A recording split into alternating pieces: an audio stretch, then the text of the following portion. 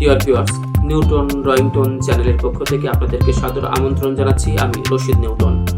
আপনারা যারা আমার চ্যানেলের সঙ্গে থেকে আমাকে উৎসাহিত করে চলেছেন, তাদেরকে অনেক অনেক ধন্যবাদ এবং কৃতজ্ঞতা। আমি প্রায় প্রতিদিনই কোনো না কোনো ভিডিও আপনাদের দেবার চেষ্টা করছি। আপনাদের ঠিক কেমন লাগছে জানি না, তবে আমি আমার সাধ্যমতো চেষ্টা করে যাচ্ছি। যারা আসলে ড্রয়িং শিখতে চান বা ড্রয়িং চর্চা করতে চান, তাদের জন্য আমার এই চ্যানেল। তো আমি আপনাদের শেখাচ্ছি ঠিক তা নয়, আমি নিজে শিখছি, তবে যা শিখছি আপনাদের সঙ্গে নিয়ে শিখছি।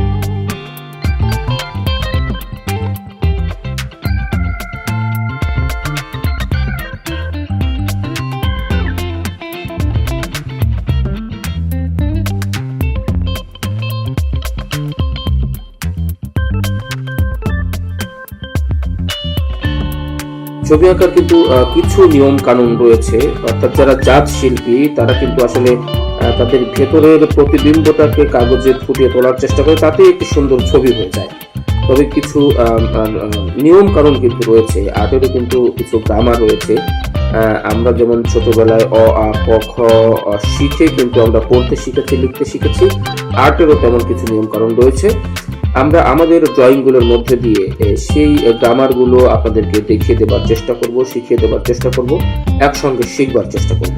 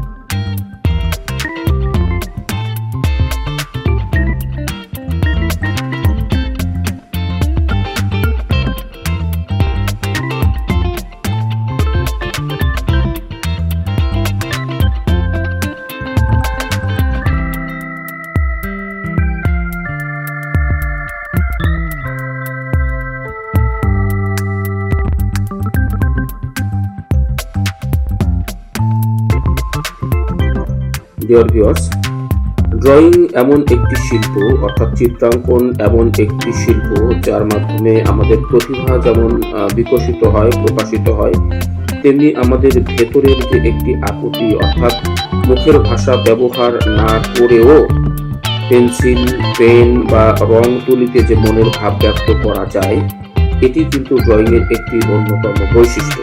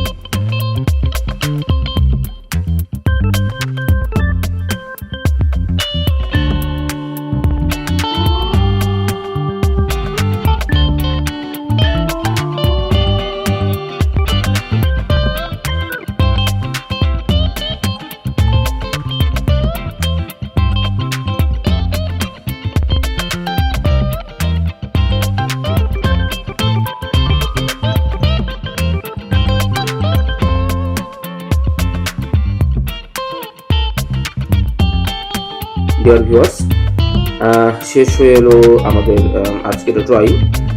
আপনারা দেখতে পেয়েছেন যে ছবিটি আমি এতক্ষণ ধরে আঁকার চেষ্টা করছিলাম সেটি কিছুটা কিন্তু শেপে নিয়ে আসতে পেরেছি। অর্থাৎ নিশ্চয়ই আপনারা বুঝতে পারছেন যে স্টেপ বাই স্টেপ একটি নিয়মতান্ত্রিক ধারাবাহিকতার মধ্য দিয়ে কিন্তু আমরা এই ছবিটি, এই ড্রয়িংটি বা এই চিত্রটি কিন্তু শেষ করবার চেষ্টা করলাম।